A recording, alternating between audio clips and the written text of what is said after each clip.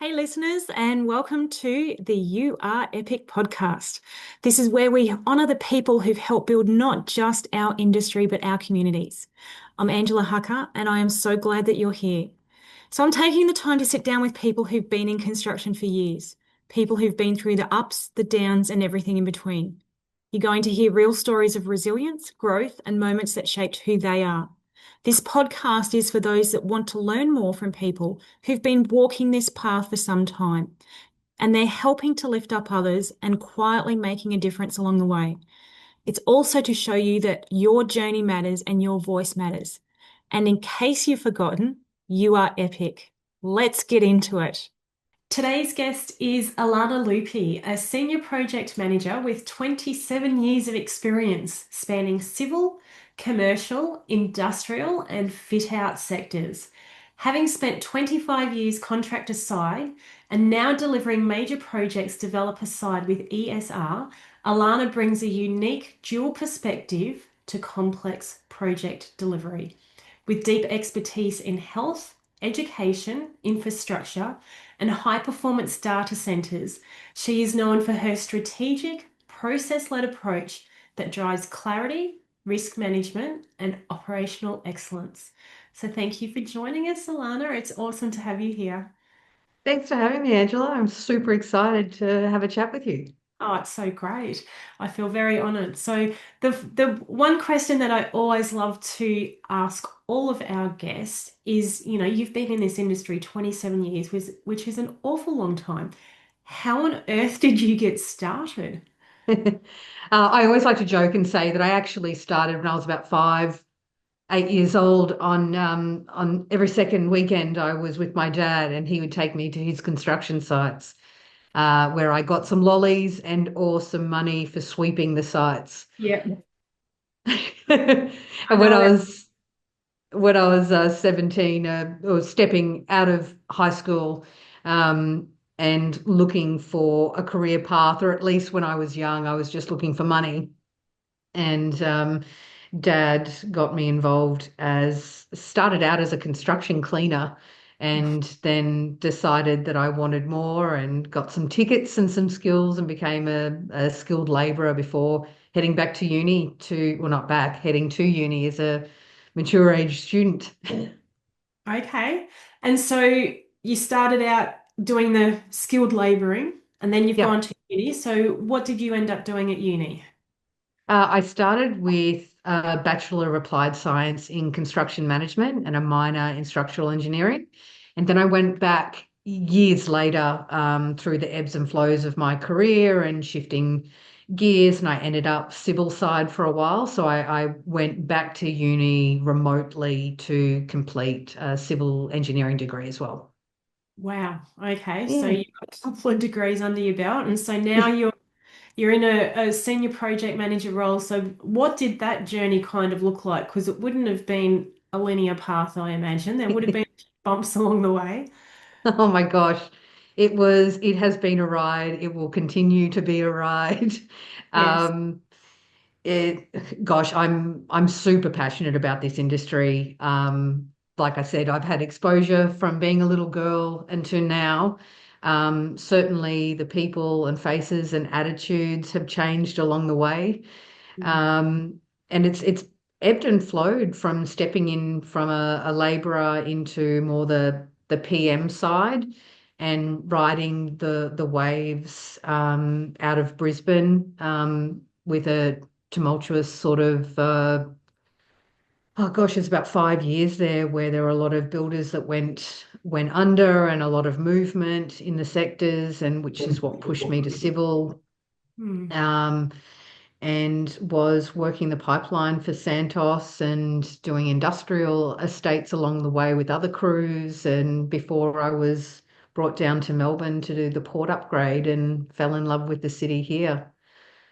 And that's been the last 10 years of my life, doing predominantly data centers and health. Yeah, wow. Okay, that's Yeah, awesome. yeah. So with that journey, 27 years ago, and you're starting and then you get into the civil engineering space and you're working on sites, and I understand that you've done some fly in, fly out work as well. Yeah.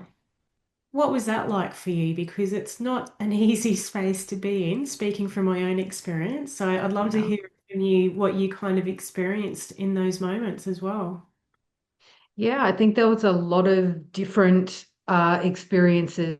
I think doing the industrial estates with a smaller crew was like traveling with family, and that was quite joyful, but also quite isolating and lonely at times. Mm, While the guys were drinking, I was never comfortable in drinking with those guys because you remember that you don't want to be around drunk men in the middle of nowhere in a camp that won't support you if you get into trouble. mm, And while they went to bed and probably didn't even think twice around whether they needed to snib their door locks versus me moving furniture inside of my shed to make sure no one could get through my door was daunting and scary and lonely. But getting up every day and doing the work with those guys and seeing progress and achieving milestones and doing it on our own was also a huge self achievement and achievement for the project team. So there were definitely highs and lows. And then we started chasing the Santos pipeline, and that was a different beast again. That was even more isolating because the crews interchanged. So you weren't always with the same people, but you were then pushed to come out of your comfort zone a lot more and get to know different people in a revolving door. So it was a wild time, to mm. say the least. It's yes, I can imagine, and I have worked near the upstream pipeline as well as the downstream. So I've seen both sides of those fences as well, and it's Yeah. a wild ride is sums it up perfectly, actually. So with that being a woman, like what the environments that you were in, so there wouldn't have been many women. Like how many women would there have been? And like I understand, especially when you're chasing the pipeline, you're going and you're finding the wells and you're drilling for the wells, and then the pipeline's being installed and things like that. And it's a crew that constantly moves. So what did that look like for you as a woman? Um, in a lot of the camps, and I was in camps anywhere from 1,600 to 3,000 man camps. Um, Predominantly, I was almost always the only woman Wow. on those in those camps. Although, depending at the times and the influx of the crews coming in and out, I would say I probably met literally a handful of women within the space of 3 years, and those women I'm still in minor contact with, but still very supportive. Even with a post I did in with LinkedIn a few weeks back, one of those women reached out, and I thought how wonderful that you still have that community around you, no matter where you land and where you are in the industry. It's nice to know that the men and women I've met along the journey are still there, kind of cheering from the sidelines, which is pretty cool. Yeah, it is pretty cool. And I know that being in those environments, like it's a different layer. It's another layer Yeah, again to actually working on a construction project in Metro Melbourne or Brisbane or Sydney or whatever. It's just a totally. different layer that a lot of people don't understand until they've actually done it themselves. And I'd love to hear more about, like you mentioned about some of your experiences about having to think about snibbing your door at night and putting some furniture there to protect you. But then when you're one of those solo females in a 1,600 to 3,000 person camp, like how does that feel? What did that feel like for you? Um, I think if I'm being completely honest, at times terrifying and lonely. But it was always outweighed by the joy come daytime of the things I was doing with crews on site. Um, And I think my mindset now is very different to how I would react to certain things or probably talk to certain matters to how it was when I was actually doing that work and in that circumstance. At the time, I think you're raised in the industry at that time to kind of head down, bum up, Mm. say nothing. Mm. Because if you say anything, you're going to be part of the problem. And they're going to have to do special things for you that they don't have to do for all the other guys. And so lonely is probably the best word I could use because you don't know which way to go and you don't know who you can trust or who you can talk to. But you know that some of the things that could happen to you or possibly are happening to you, you can't say anything about because there's no one there to step in and say, no, this isn't okay. So, how did you actually manage that personally when you're isolated and you're alone and you can't speak up? How did you actually manage that? For me, I had a counselor that I would call once a week that was an outlet for me. I also had friends back home that I could talk to.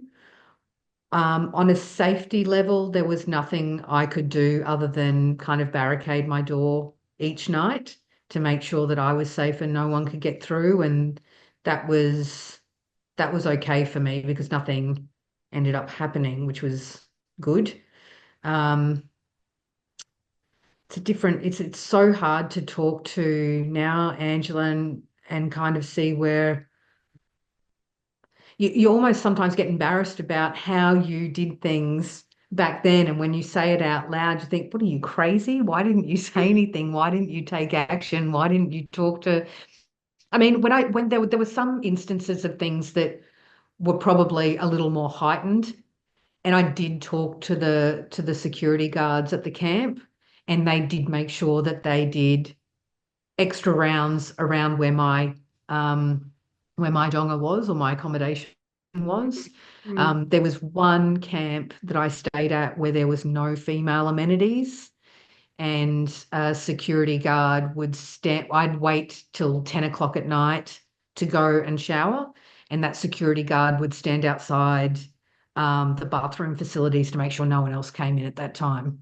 So I guess there was some little help, but it seems so archaic now as to Mm. what you would expect if I was to take up a role like that now.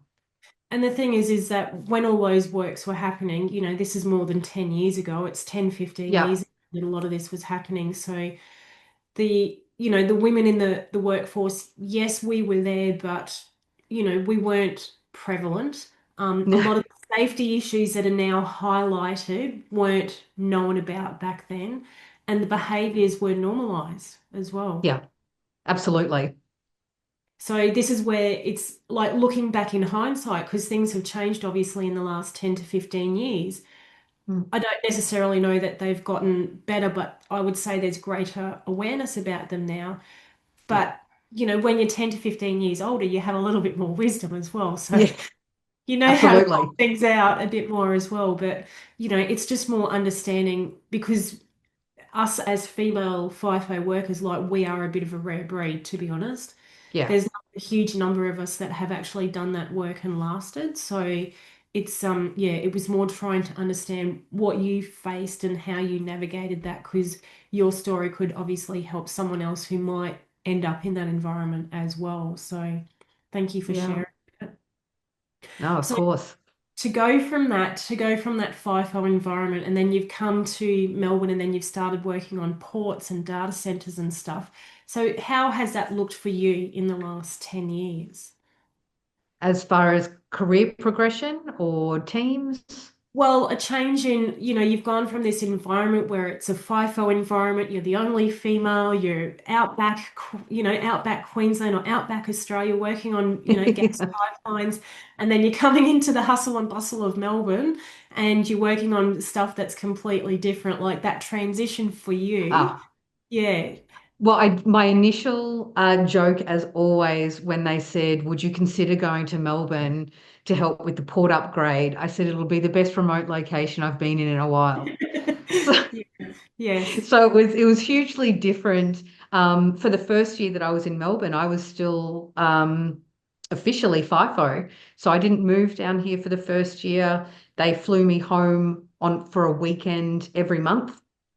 So I still kept my apartment in Brisbane, and it, so it was funny because it was still a FIFO lifestyle, Yeah. but I didn't have to drive 1,000 kilometers to pick up a burger Yeah. or a video from Blockbuster. Yeah. and bring it back to the camp cinema. Uh, Yes. Yes. Everything so was more it was accessible. yeah, absolutely. And also, if there were issues or concerns on site or about the project, you could leave and go back to your own residence where Yeah. you're on your own to sit and pour through documents or just relax with a glass of wine. And you didn't have 1,200 men Mm. walking around outside living in dongas. So it was completely different. Mm. But yeah, that first year was still kind of remote work for me. Yeah. Yeah. And then, and thanks for sharing that. And it's, I mean, it's interesting, isn't it? Like you're working in a capital city, but you're still Yeah, FIFO as well. yeah. It's interesting. But so then you've made the move to Melbourne and now you're working as a senior project manager. So what has that journey kind of looked like for you? Because for some women, it's hard to make that transition from, if they might be working in an engineering field, for example, to then move up into the project manager and the senior project manager space. So how has that kind of looked for you and what have you done as well to help you get there? Yeah, sure.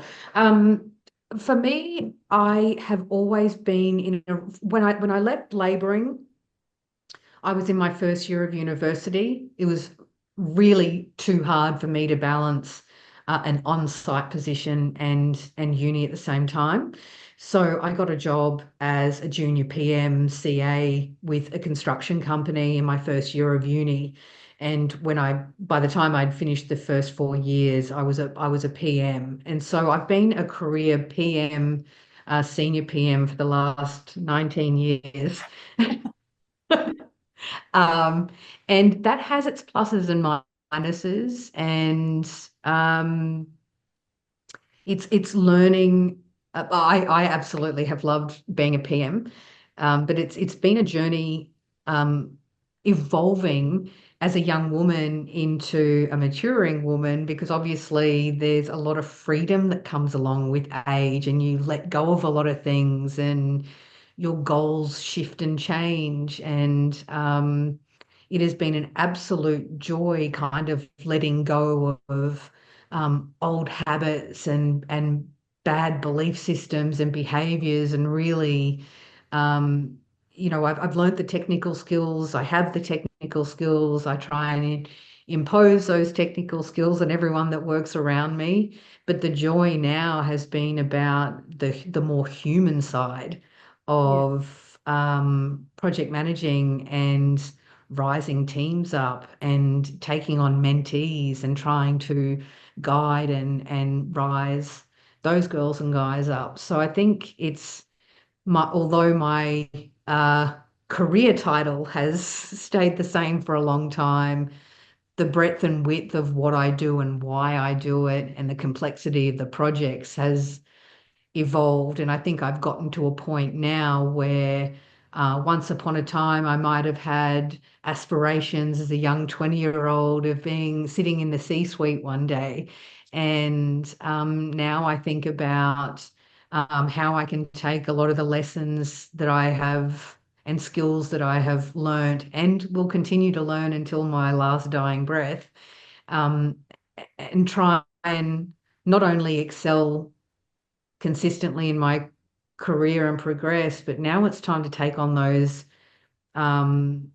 stretch tasks and real passion projects and starting to try and turn what I've watched for 27 years and in cleaning the path for young people behind us is now trying to take hold of all of that and cause change, Mm, make things change. There is a much better way for us to do things as individuals, to cut paths for the young ones behind us, mm, and quite frankly, for businesses to absolutely boom and profit off taking a different approach to how they lead their people into the future. So that's kind of where I am now, is really passionate about that angle.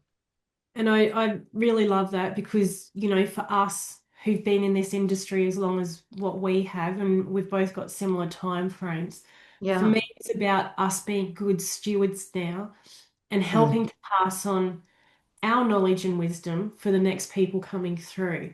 So I'd love to hear, like your passion in this space.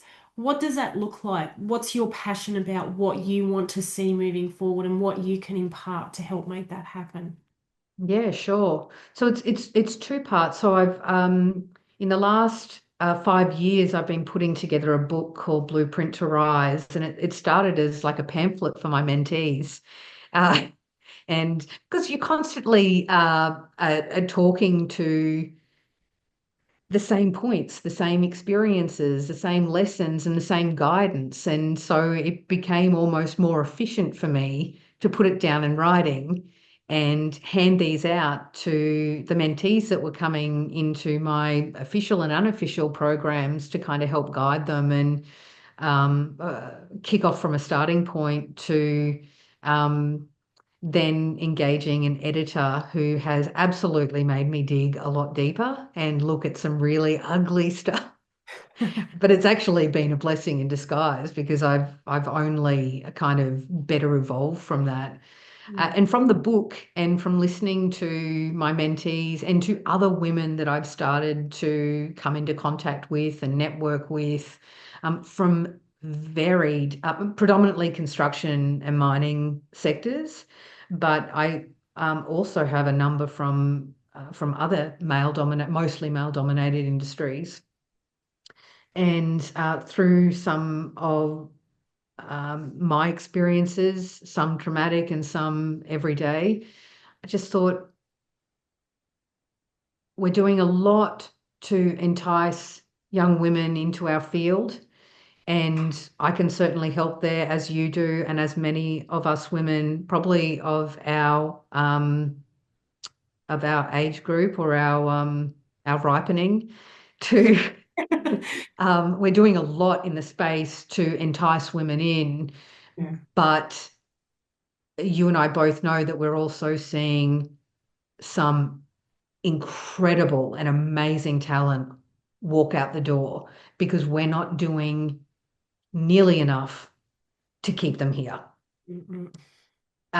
So for me, although I will always continue to talk to young women at a school age or at any age that are thinking of stepping into the construction industry, I don't want to ask them to come in here if there isn't something here that will help support them, Mm. empower them, and help them rise up. Mm. So that's why I started my foundation, the Speak Up Foundation, which is still in registration. But there will be two parts to that, and one will be for women and other minorities and struggling with some of the bias, harassment, abuse, assault in this industry still today, where we provide them with mental health support, if required, legal support. And empowerment in training in all different sectors, whether it's job skills, apprenticeships, or whether it's business coaching and executive coaching, because that's certainly something that to this day is not being offered to women in this industry or many industries at all. Mm. The other side of it, though, is not only do we want to lift up, rise, and empower these women, but we can't lift them up and empower them to go back into a workforce that isn't ready to receive them. So the other part of the legacy that I want to build and want to work on is also helping companies and corporates in providing them with the same skill set of leadership and best approaches to leadership and how they empower their own people and how they inject joy and genuine culture, not let's go play bowling once a month, Mm. genuine culture Mm. into a business. So that not only there's more joy and a win-win for both individuals and companies alike, but my God, there is a lot of money and a lot of business to boom from taking that approach. And it seems almost crazy that everyone is too busy to look at it and take action. Mm. It is, and that seems to be a common theme. And because the other part too is that it's the ROI, because the ROI is very intangible. It's not Hmm. like, finding people. You can go out and find a person that's very tangible, because then you've got, yep, okay, we've got one person, we've got five people, we've got 10 people. But investing in culture, because it's behaviors and biases and beliefs and values, and then you invest in that, it's very intangible. You're not going to see a direct impact of that because it's not something visible. It's something that happens invisibly, but the impact is huge. Yeah, huge. I actually finished a project this year where I was developer side, and we had a global client, and we had a builder, and lucky enough to have some pretty incredible women for all three parties. There were also some incredible men on the project as well, so I definitely don't want to discount the boys. Yeah. But after 27 years, and I've had some joyous moments in my career, but that project has been the most joyful I've ever had. And not only was it just because it was women, and I'm not talking about, the traveling sisters, uh, but we approach things differently. So we set a tone at the start of finding out how each other, how each of us kind of, what were our goals? What were we trying to get out of this project individually, but also from our own company's point of view? And so it became really easy through the entire project, no matter whether we disagreed on a subject, um, or were all in from the start. It was 10 times easier to make decisions around anything that arose because we always came back to our goals. We genuinely wanted to see each other succeed because we could put aside our egos and understand that if we all won, the project won.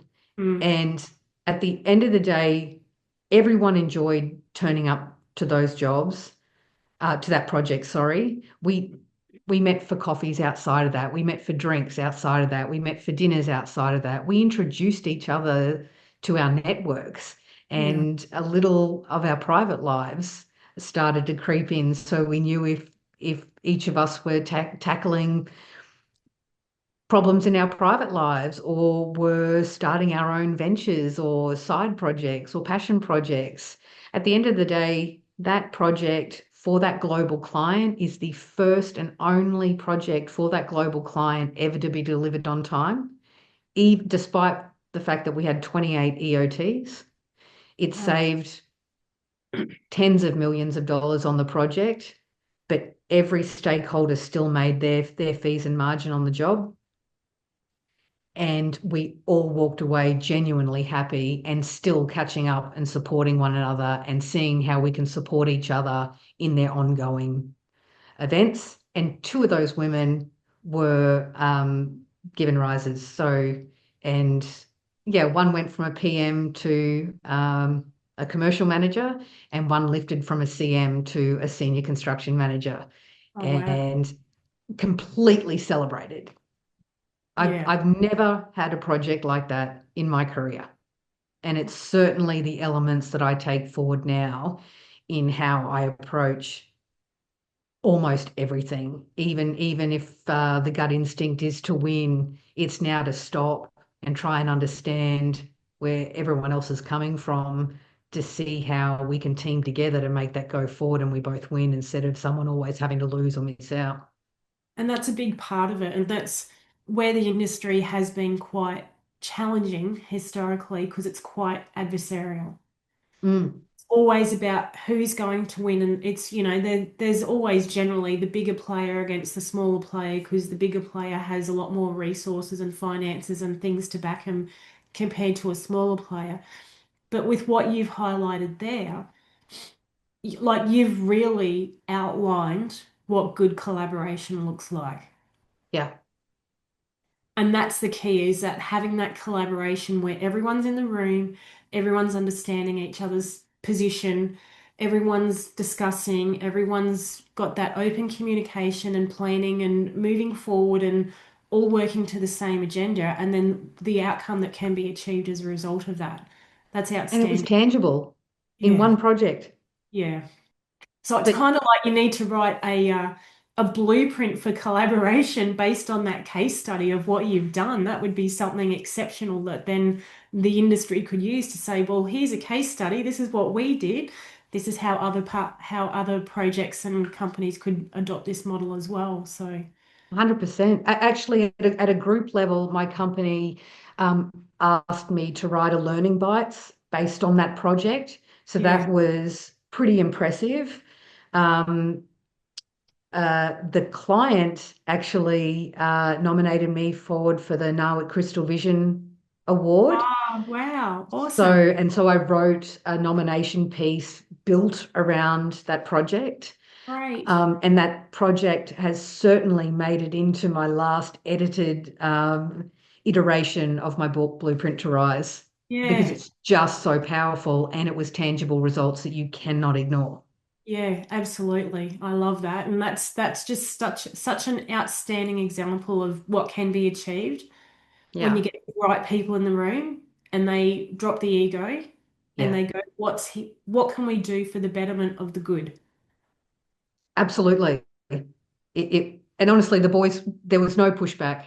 They Yeah, were, it was all in. It was a big, it was a big family. Every time we showed up for meetings, we're all hugging each other and sitting yeah. down. And not that I'm telling the industry you need to go into meetings and hug everyone. I'm sure that would turn about 90% of the industry off.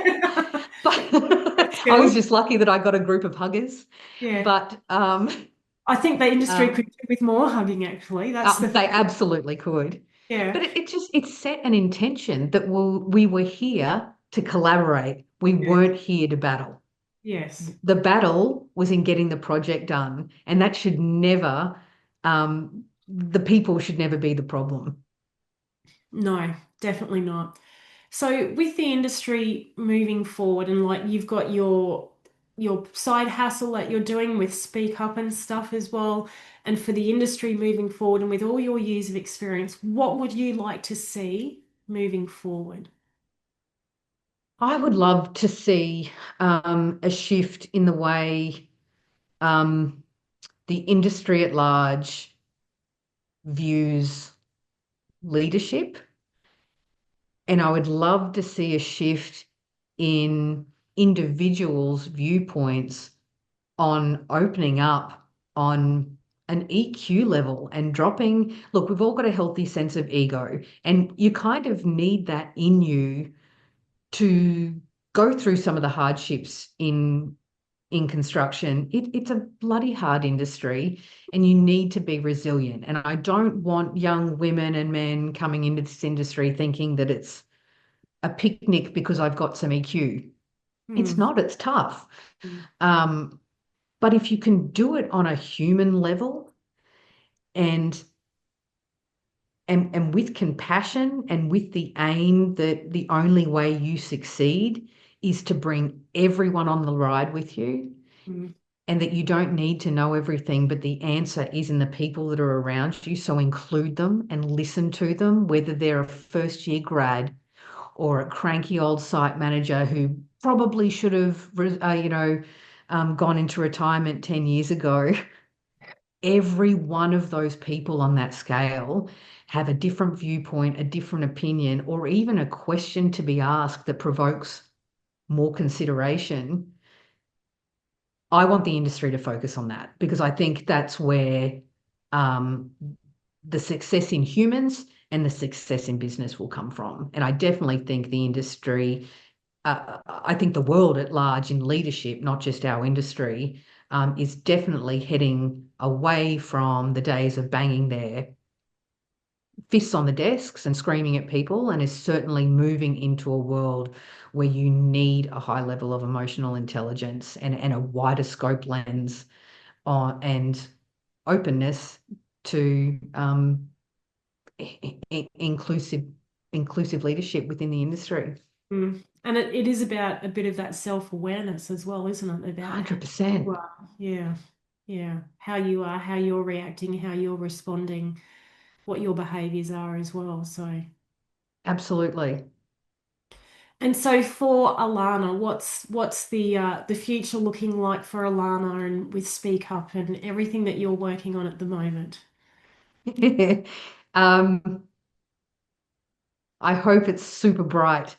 And I know, there are days where I am all for the unicorns and rainbows, and that we are going to get green lights all the way through, and we're going to get a heap of companies coming on board that want to get involved, and all those government officials, Angela, are going to jump in bed with us and take everything on board. Um, a girl can dream. But the reality is that we've still got a big push, and we're having to change some pretty seismic thought patterns Mm, in a terribly entrenched industry that has been around since Jesus was a lad. mm, And um, so we've got our work cut out for us, but I think I'm still really hopeful that um, the the possibilities and the opportunities are absolutely there.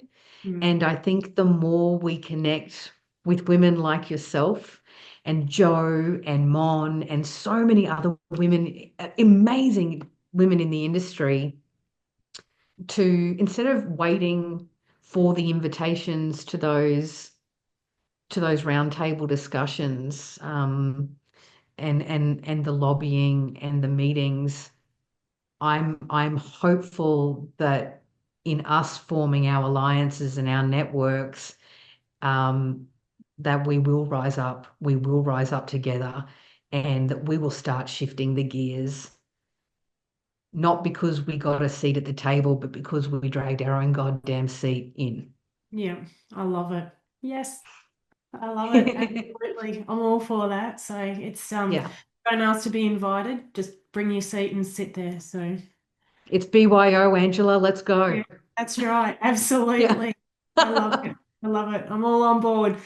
Now, in closing, Alana, what I'd love to ask you, if you had someone standing in front of you and there was some, just words of wisdom that you could help impart to them, Alana's words of wisdom, and it might Oh, be, it could be anyone from a female who's considering going to do FIFO or someone who wants to step up into a leadership position and not sure how to get there.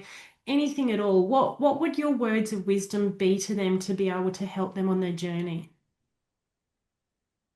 there's so much I would say. Say it all. Okay, all right. I'll start with you don't need to know it all.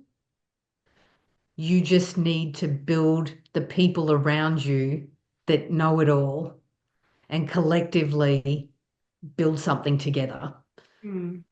The second would be know where you're heading.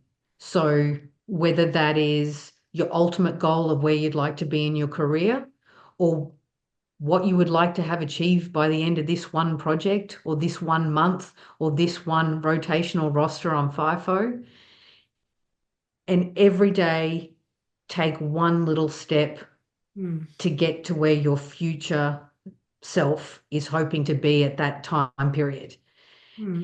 and stop looking at things so holistically that it becomes so enormous and so scary that you don't know where to start.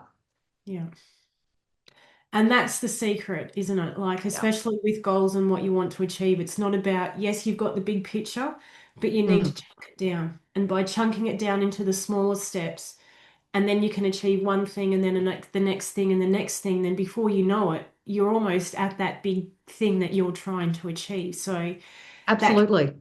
that can get quite overwhelming when you're looking at the whole thing. And it's like, Absolutely. when you say, for example, I want to lose 10 kilos, okay, that seems really quite daunting. But when you go, okay, well, I'm going to break it down, that I'm going to change my eating, I'm going to go for a walk for 30 minutes every day, I'm going to go to the gym 3 times a week, and all of these different things. And you start putting in one little action, before you know it, you've lost that 10 kilos because you're changing the systems that support you to be able to do that. So, 100%. What I ask myself now every time I feel lazy, or every time I want to cut someone off in a meeting and not listen to them, or every time I'm annoyed at something, or every time I'm super happy about something, I just say to myself, what would future Lou do? Yeah. And it's a pause. It's a pause for 30 seconds, Yeah. and it gives me an opportunity to make a different choice that will not give me results within 30 seconds, but consistently it will add to where I'm heading. Yes, it's the compounding effect of just that Yeah. one little thing. So, yeah, I Yeah. love it. Absolutely. Such valuable information, Lou. Thank you so much. Well, thank you so much for everything and your commitment to the industry and the service that you've given and for lasting as long as you have as well and the work that you're doing and the women that you're mentoring and supporting and the passion projects that you're working on to help make a difference, everything that you're doing for this industry. We really appreciate you and what you're doing to help make it better. So thank you for sharing all your wisdom and your knowledge and your words of advice that could help others as well. And we really appreciate you giving us the time. Thank you so much, Angela, and right back at you. You're an absolute powerhouse, and I'm so glad we've connected. I can't wait to see what the future brings for us both. Well, I'm sure there's plenty of opportunity, like you said. So Bring your chair.